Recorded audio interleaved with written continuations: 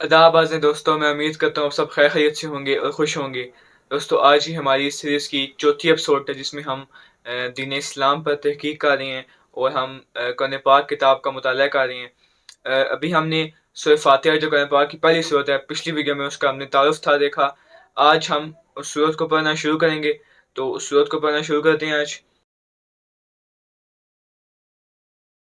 दोस्तों, जिस तरह कि मैंने आपको बताया था कि सूरह फातिहा जो है वो कुरान पाक की बहुत पहली सूरत है सबसे। तो इस्लाम में कोई भी काम करने से पहले दुआएं बताई गई हैं। चाहे आप ज़िंदगी का कोई भी काम करें, उसके लिए दुआएं बताई गई हैं। इसी तरह कुरान पाक पढ़ते वक्त भी पहले आप बिस्मिल्लाह पढ़ते हैं। अरबी में ये कुछ यूँ है, बिस्मिल्लाह रहमान रहीम, जिसका उर्दू में तर्जुमा कुछ यूँ है कि शुरू करता हूँ अल्लाह के नाम से जो बड़ा मेहरबान और नहायत रहम वाला है। इसे आप दुआ या ज़िक्र कह सकते हैं, जो कुरान पाक की हर सूरत को शुरू करने से पहले पढ़ना लाज़मी है। अब यहाँ हमारे ज़हन में सवाल आता है कि ऐसा क्यों है या इसकी वजह क्या है कि हर काम करने से पहले खुदा का नाम लिया जाए। इस्लाम के एक बहुत बड़े आलिम हैं मौलाना मौदूदी, आप उनको जाके सर्च कर सकते हैं, उनको देख सकते हैं, मौलाना मौदूदी। इस्लाम के एक बहुत बड़े आलिम हैं, इन्होंने इसका बहुत खूबसूरत जवाब दिया है कि इस्लाम में ये चीज़ क्यों है कि हर चीज़ से पहले खुदा का नाम लिया जाए। स्पेशली कुरान पाक पढ़ते वक्त, हर सूरत पढ़ते वक्त बिस्मिल्लाह पढ़ना, अल्लाह का नाम लेना, खुदा का नाम लेना क्यों ज़रूरी है। मौलाना मौदूदी अपनी कुरान की तफसीर में लिखते हैं, कुरान की तफसीर कहते हैं दोस्तों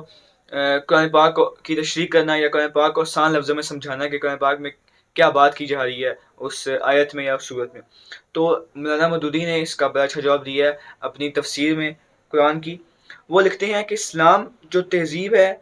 वो इस्लाम जो तहज़ीब इंसान को सिखाता है, उसके कवायद से एक कायदा ये भी है कि वो अपने हर काम की इब्तिदा खुदा के नाम से करे। इस कायदे की पाबंदी अगर शऊर और खलूस के साथ की जाए तो इससे 3 फ़ायदे हासिल होंगे। एक ये कि आदमी बहुत से बुरे कामों से बच जाएगा, क्योंकि खुदा का नाम लेने की आदत उसे हर काम शुरू करते वक्त ये सोचने पर मजबूर कर देगी कि क्या वाक़ई जो मैं काम कर रहा हूँ, ये क्या ये काम ठीक है? और जब मैं ये काम कर रहा हूँ तो जो मैं खुदा का नाम ले रहा हूँ, क्या ये बात ठीक है कि मैं ये अगर कोई गलत काम कर रहा हूँ तो उससे पहले भी खुदा का नाम ले रहा हूँ? तो वो उस गलत काम से रुक जाएगा अगर वो खुदा का नाम लेने की उसको आदत होगी हर काम करने से पहले। एक तो ये इसका ये फ़ायदा है कि वो जब भी कोई बुरा काम करेगा, तो जब खुदा का नाम लेगा तो वो उस पे गौर करेगा कि क्या मेरा काम ठीक है या गलत। दूसरा ये कि अगर वो कोई सही काम करेगा, अगर वो कोई जायज़ या सही और नेक कामों की इब्तिदा करते वक़्त खुदा का नाम लेने से खुदा का नाम लेगा सही काम करते वक़्त, तो उसकी ज़हनियत ठीक तरफ जाएगी। एक होता है ना इंसान ठीक काम कर रहा है, लेकिन अगर ठीक काम करना है उसमें भी किस तरह इसको मैं मज़ीद अच्छा कर सकता हूँ, तो उसका ज़हनियत उस तरफ जाएगी कि इस अच्छे काम को भी मैं किस तरह अच्छी तरह कर सकता हूँ, तो उसका ज़हन उससे खुलेगा और वो इसको और अच्छी तरह उस काम को कर सकेगा। ये दूसरा फ़ायदा खुदा का नाम लेके काम शुरू करने का। और तीसरा फ़ायदा जो खुदा का नाम लेके काम शुरू करने का वो ये है और सबसे बड़ा फ़ायदा है कि खुदा का नाम से अपना काम शुरू करेगा तो खुदा की ताईद और तौफ़ीक उसके उसके उस काम में शामिल हो जाएगी। यानी खुदा भी फिर उसको उस काम में सपोर्ट करेगा, उसकी मदद करेगा। ये इन्होंने लिखा है कि सबसे बड़ा फ़ायदा है। उसके काम में बरकत डाली जाएगी और उसके काम को शैतान की फ़साद अंगेज़ियों से या शैतान के शर से उस काम को बचाया जाएगा। खुदा का ये तरीका है कि जब बंदा उसकी तरफ तवज्जो करता है, तो वो भी बंदे की तरफ तवज्जो फ़रमाता है। ये बहुत ही खूबसूरत जवाब है जो मौलाना मौदूदी ने अपनी किताब में दिया है कि बिस्मिल्लाह यानी कि अल्लाह का नाम लेना इस्लाम में हर काम से पहले क्यों ज़रूरी है। अब जैसा कि मैं आपको बता चुका हूँ कि ये सूरत जो सूरह फातिहा है, ये एक दुआ है। अब इस किताब की पहली लाइन ये है, तमाम तारीफ़ें अल्लाह के लिए ही हैं, जो तमाम जहानों का पालने वाला है। ये इस किताब की पहली लाइन है। अगर हम खुदा की इस बात पर गौर करें, तो ये इतनी गहरी बात है कि जिससे इस किताब का आगाज़ किया गया है। इस एक लाइन से 3 बड़ी चीज़ें सामने आती हैं। नंबर 1, जब भी दुआ की जाए तो उस हस्ती की तारीफ़ से की जाए, जिससे हम दुआ माँग रहे हैं, यानी खुदा। यही वजह है कि कुरान और ये आयत यहाँ से शुरू की गई है और बताया है कि दुआ का सही तरीका ये है कि जिससे दुआ कर रहे हो यानी खुदा, तो पहले उसकी खूबी, उसके सनात और उसके मर्तबे का इतराफ़ करो, ना कि दुआ शुरू करते ही अपने मुतालबे पेश करना शुरू कर दो। दूसरी बात ये है कि तारीफ़ हम जिसकी भी करते हैं, वो 2 वजूहात से किया करते हैं। एक ये कि वो चीज़ खुद उसमें कोई हुस्न, कोई खूबी या कमाल हो उस चीज़ में, फिर उससे हमें फ़र्क नहीं पड़ता कि जो उसकी चीज़ है उससे हमें हमें क्या उसका असर पड़ रहा है या हमें क्या उससे फ़ायदा हो रहा है। यहाँ हम اگر کسی چیز میں کوئی حسن ہو یا اس کا کوئی خوبی ہو تب ہم اس کی تعریف کرتے ہیں، یا ہم کسی کی تعریف تب کرتے ہیں جب وہ ہمارا کوئی محسن ہو، یا پھر ہم اعتراف نعمت کی جذبے سے سرشار ہو کر اس کی خوبیاں بیان کرتے ہیں۔ اللہ یعنی خدا کی تعریف ان دونوں حیثیتوں سے ہے، یعنی کہ جو خدا ہے اس کی قدر شناسی اور اس کی احسان شناسی کا تقاضا ہے کہ ہم اس کی اس طرح تعریف کریں کہ جس طرح اس کی تعریف کا حق بنتا ہے۔ اور بات صرف اتنی نہیں ہے کہ تعریف اللہ کے لیے ہے، بلکہ صحیح یہ ہے کہ تعریف اللہ یعنی تعریف خدا کے لیے ہی ہے۔ یہ بات کہہ کر ایک بہت بڑی حقیقت سے پردہ اٹھایا گیا، اور وہ حقیقت یہ ہے کہ یہ حقیقت ایسی ہے کہ جس سے پہلی ضرب مخلوق پرستی سے جس کی پہلی ضرب ہے وہی مخلوق پرستی کی جڑ کاٹ دیتی ہے۔ دنیا میں جہاں جس شکل میں بھی کوئی حسن یا کوئی خوبی ہے اس کا سرچشمہ خدا ہی کی ذات ہے۔ کوئی اگر دنیا میں کوئی انسان، کسی فرشتے، کسی دیوتا، کسی سیارے، غرض کسی مخلوق کا کمال بھی ذاتی نہیں ہے بلکہ خدا کا دیا ہوا ہے، پس اگر کوئی مستحق ہے کہ ہم اس کے احسان مند ہوں یا پھر اس کی تعریف کریں تو وہ خدا ہے، نہ کہ اس کی مخلوق۔ اب تیسری بات جو اس میں غور کرنے والی ہے وہ یہ ہے کہ اس میں خدا نے کہا ہے کہ وہ تمام جہانوں کا پالنے والا ہے۔ چونکہ قرآن پاک عربی میں ہے اس لیے اس کے عربی میں جو لفظ ہوتا ہے استعمال خدا کے لیے وہ یہاں پہ لفظ استعمال ہوا ہے رب کا۔ رب کا لفظ عربی زبان میں 3 معنوں میں بولا جاتا ہے، ایک تو مالک و آقا کے معنوں میں، دوسرا پرورش نگہبانی کرنے والا، یا تیسرا حاکم، مدبر یا منتظم۔ اس میں جو اس آیت میں اس بات کی گہرائی کا اندازہ یوں لگائیں کہ اس لائن میں کہا گیا ہے کہ وہ ساروں کا خدا ہے، اور یہ جو تینوں طرح کے جو معنی ہیں اس کے مالک ہونا، پرورش نگہبانی کرنے والا، حاکم یا پھر منتظم، وہ ان تمام معنوں میں سب کا خدا ہے، یعنی کہ وہ سب کا مالک بھی ہے، سب کی نگہبانی بھی کرتا ہے، سب کو پال بھی رہا ہے، سب کا حاکم بھی ہے، اور صرف کسی ایک قوم، رنگ یا نسل یا ایک مخلوق کا خدا نہیں بلکہ وہ سب کا خدا ہے۔ اب اگلی لائن پہ آتے ہیں۔ اگلی لائن کچھ یوں ہے کہ وہ یعنی خدا بڑا مہربان، نہایت رحم کرنے والا ہے۔ اسلام کے علماء کا کہنا ہے کہ انسان کی عادت ہے کہ جب کوئی چیز اس کی نگاہ میں بہت بڑی ہوتی ہے تو وہ اس کو بڑھا چڑھا کر پیش کرتا ہے۔ جیسا کہ میں آپ کو تعارف کی ویڈیو میں بتا چکا ہوں کہ کوئی انسان جو اس کتاب کو پڑھے گا تو وہ کچھ بنیادی باتوں تک خود غور کر پہنچ چکا ہوگا، جس طرح کہ اللہ یعنی خدا ایک ہے جو اس کائنات کو بنانے اور چلانے والا ہے۔ اسی لیے سورہ فاتحہ کو سب سے پہلے رکھا گیا ہے۔ آپ اور میں ابھی اس کتاب کو پڑھنے سے پہلے یہ جان چکے ہیں کہ خدا تو ہے، لیکن ہم اب آگے رہنمائی کے لیے اس کتاب کو پڑھ رہے ہیں اور ہم مختلف مذاہب کو دیکھ رہے ہیں۔ اب یہ سورت جو ہے یہ سورت ایک دعا ہے خدا کی طرف سے سکھائی گئی ہے۔ اب یہ ایک سورت ہے جو ایک دعا جو ہے جو خدا کی طرف سے سکھائی گئی ہے ہم انسانوں کو۔ یہ خدا نے ان لوگوں کو سکھائی ہے دعا جو رہنمائی حاصل کرنا چاہتے ہیں، لیکن دعا کا تقاضا یہ ہے کہ پہلے جس اتنی بڑی ہستی یعنی خدا کو پہچان چکے ہیں اس کی تعریف کریں پھر رہنمائی مانگیں۔ اسی لیے اس دعا کی دوسری لائن میں دراصل ہم اس کی رحمت کی صفت کی تعریف کر رہے ہیں۔ پہلے کہا ہے کہ مہربان اور پھر کہا ہے کہ تو نہایت رحم کرنے والا ہے، یعنی اس بات کو بڑھا کر پیش کیا ہے کیونکہ اس کی رحمت اتنی بڑی ہے کہ اس کے لیے بڑے سے بڑا لفظ بھی چھوٹا ہے۔ اب اس کو ایک مثال سے سمجھیں۔ فرض کریں کہ آپ کہیں سفر کر رہے ہیں اور راستے میں آپ دیکھتے ہیں کہ کہیں ایکسیڈنٹ ہو گیا ہے،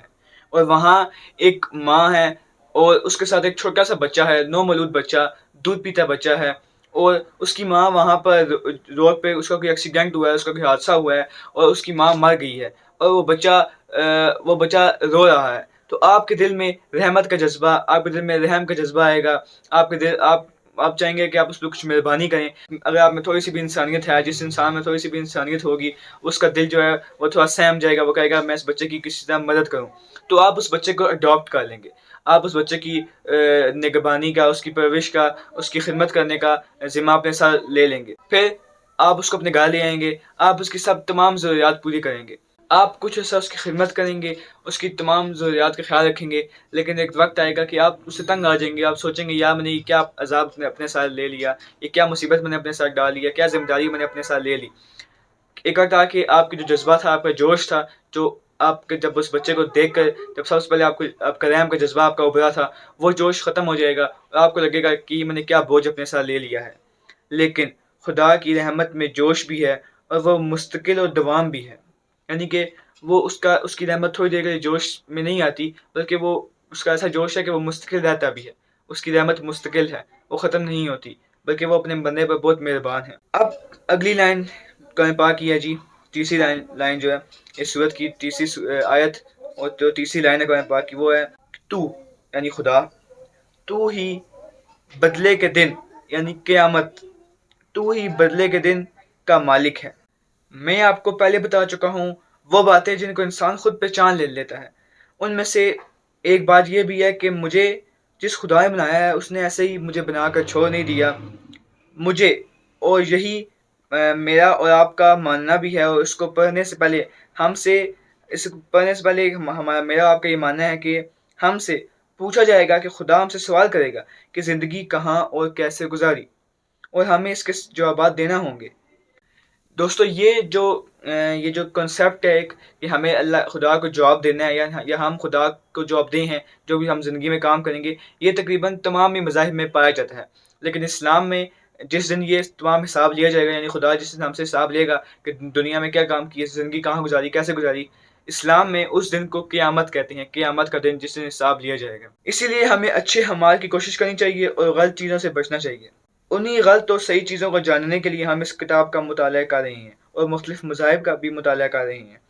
اسی چیز کا اقرار کیا جا رہا ہے کہ خدا تو بے شک بہت مہربان ہے، لیکن تو میرا حساب قیامت کے دن لے گا، تو مجھے میرے اعمال کے مطابق سزا یا جزا بھی دے گا۔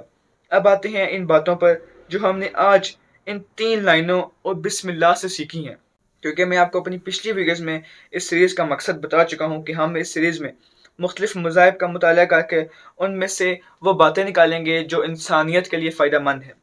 مزید آپ میرے طریقہ کار اور مشن کے مقصد کے بارے میں جاننے کے لیے میری پچھلی ویڈیوز دیکھ سکتے ہیں۔ اس لیے میں ہر ویڈیو میں جس کتاب کا مطالعہ کر رہا ہوں گا اس کتاب میں جو بھی کچھ پڑھوں گا اس پر سب سے پہلے ہم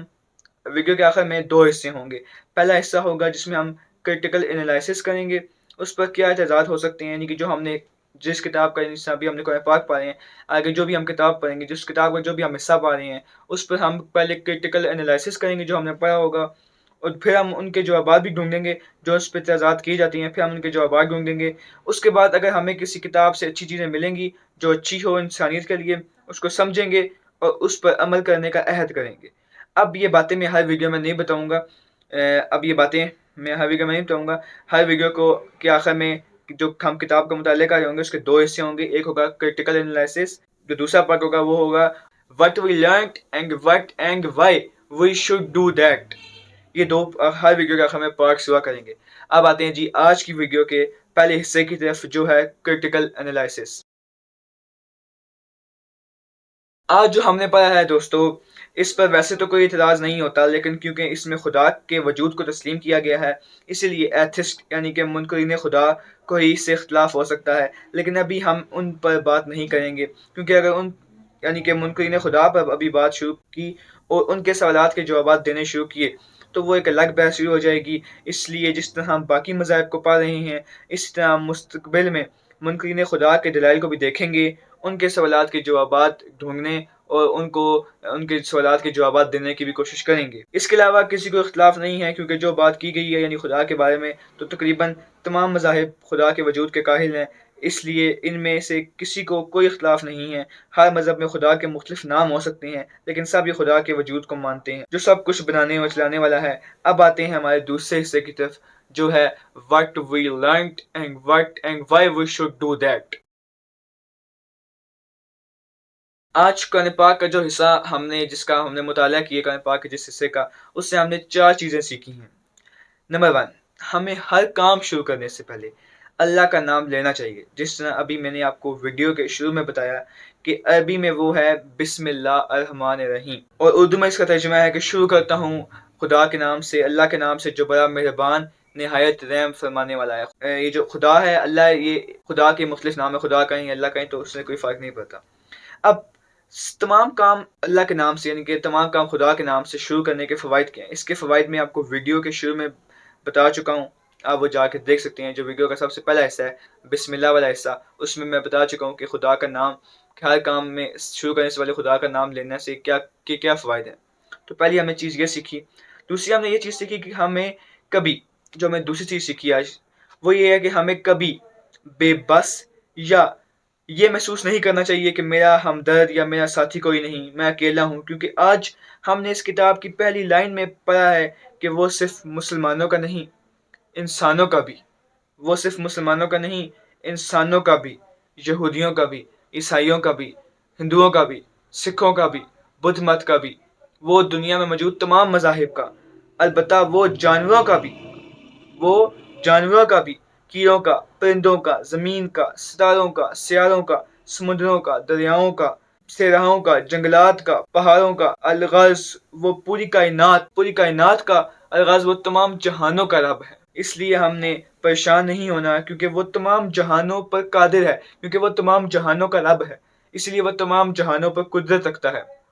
وہ تمام جہانوں پر قادر ہے، وہ ہر چیز پر قادر ہے، اور وہ ہمارے ساتھ ہو تو وہ ہمارے لیے کچھ بھی کر سکتا ہے۔ وہ اگر کیڑوں اور مکوڑوں کو نہیں چھوڑتا تو وہ ہمیں بھی نہیں چھوڑے گا، اس لیے ہمیں اس پر بھروسہ کرنا ہے اور اس کو مضبوطی سے تھامے رکھنا ہے۔ یہ لائن اس کتاب کی بہت گہری ہے اور ہر کوئی اس سے اپنے مطابق مطلب نکال سکتا ہے، مطلب اخذ کر سکتا ہے، اور اپنے آپ کو یہ پڑھ کر خوشی اور تسلی دے سکتا ہے کہ وہ صرف میرا نہیں بلکہ تمام جہانوں کا رب ہے۔ تیسری بات جو ہمیں سیکھی ہے وہ یہ ہے کہ وہ بہت رحمان اور رحیم ہے، اس لیے ہمیں مایوس نہیں ہونا چاہیے، کیونکہ آج کل آپ دیکھیں تو ایک مسئلہ جو ہماری سوسائٹی میں بہت زیادہ پایا جاتا ہے وہ ہے ڈپریشن۔ لیکن اگر کسی نے یہ چیز یاد رکھی کہ خدا بہت مہربان، بہت رحمان اور نہایت رحیم ہے، اس لیے ہمیں مایوس نہیں ہونا چاہیے، بلکہ یہ ذہن میں رکھنا چاہیے، ہمیں ذہن میں رکھنی چاہیے کہ وہ بہت مہربان ہے، وہ میرے لیے کوئی سبب بنا دے گا، کیونکہ وہ ہر چیز پر قدرت رکھتا ہے، وہ ہمیں اکیلا نہیں چھوڑے گا، لیکن ہمیں بھی اس کو نہیں چھوڑنا اور اس کی اطاعت کرنی ہے، اور ہمیں کبھی اس کی رحمت سے مایوس نہیں ہونا، وہ بہت مہربان ہے۔ چوتھی بات دوستو جو آج ہم نے سیکھی ہے وہ یہ ہے کہ ہمیں زندگی لاپرواہی اور بے فکری سے نہیں گزارنی، بلکہ اس بات کا خیال رکھنا ہے کہ ہم کہیں خدا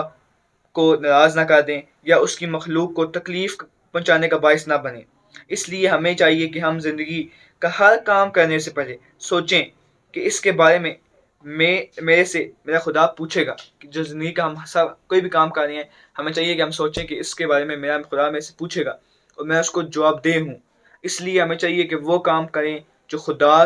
اور انسانیت دونوں کے لیے خوشی کا باعث بنے۔ آج ہم نے یہ 4 چیزیں سیکھی ہیں جن کو ہم نے اپنی عملی زندگی میں لے کے آنا ہے۔ سب سے پہلے ہم نے سیکھا ہے کہ ہم نے سب کام خدا کا نام لے کر شروع کرنے ہیں۔ دوسری چیز ہم نے یہ سیکھی ہے کہ کبھی خود کو اکیلا یا تنہا محسوس نہیں کرنا، کیونکہ وہ تمام جہانوں کا خدا ہے۔ تیسری بات ہم نے یہ سیکھی ہے کہ اس کی رحمت سے کبھی مایوس نہیں ہونا، کیونکہ وہ بہت مہربان ہے۔ چوتھی بات ہم نے یہ سیکھی ہے ہر کام کرنے سے پہلے سوچنا ہے کہ میرے سے اس کے بارے میں خدا پوچھے گا تو کیا میرا یہ کام ٹھیک ہے یا غلط۔ یہ تھی جی آج کی ویڈیو۔ آپ کو میری جو میں نے باتیں کی ہیں، آپ کو اگر کوئی بھی اختلاف ہے تو آپ اپنا اختلاف رائے نیچے کمنٹ سیکشن میں بیان کر سکتے ہیں، آپ اپنی جو رائے ہے وہ نیچے کمنٹ سیکشن میں بیان کر سکتے ہیں۔ کمنٹ سیکشن سب کے لیے کھلا ہوا ہے، اپنی رائے کا لازمی اظہار کریں اور ہمارے اس مشن جو میرا اس مشن ہے اس میں سپورٹ کریں۔ ہم سب ایک ٹیم ہے، ہم جو ہے نا اسی طرح تمام مل کر آگے چلیں گے۔ تو امید کرتا ہوں آپ بات سمجھ گئے ہوں گے، اور جو ہم نے آج باتیں کی ہیں ان پر مجھے امید ہے کہ آپ بھی عمل کرنے کی کوشش کریں گے اور میں بھی عمل کرنے کی کوشش کروں گا۔ اسی بات سے آج کی ویڈیو کا اختتام کرتے ہیں اور ملتے ہیں جی آپ سے اگلی ویڈیو میں۔ تب تک اپنا خیال رکھیے گا۔ اللہ حافظ۔